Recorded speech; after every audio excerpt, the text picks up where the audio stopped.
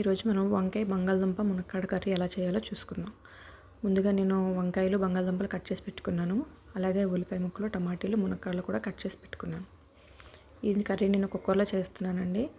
ముందుగా స్టవ్ మీద కుక్కర్ పెట్టి ఆయిల్ వేసి వేడైన తర్వాత ఉల్లిపాయ ముక్కలు, కరివేపాకు వేసి వేగనివ్వాలి. ఇప్పుడు ఇందులోనే టమాటా ముక్కలు కూడా వేసి వేగిన తర్వాత కట్ చేసి పెట్టుకున్న వంకాయ ముక్కలు, ఉప్పు, కారం వేసి బాగా కలిపి వేగనివ్వాలి.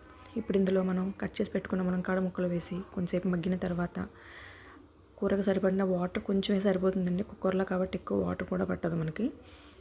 పెట్టిన వాటర్ వేసి ఒకసారి కలిపి కుక్కర్ మూత పెట్టుకొని 2 విజిల్స్ వచ్చే వరకు ఉంచుకోవాలి. ఇప్పుడైతే మనకి 2 విజిల్స్ వచ్చేసాయండి. ఒకసారి మూత తీసి చూసుకుందాం కూర ఎలా ఉందో. ఇప్పుడు ఇందులో కొంచెం లైట్గా వాటర్ ఉంది కదా, ఒక 2 నిమిషాలు స్టవ్ ఆన్ చేసి మీడియం ఫ్లేమ్ మీద ఉంచుకొని స్టవ్ ఆఫ్ చేస్తే మన వంకాయ మునక్కాడ కర్రీ రెడీ అయిపోయింది.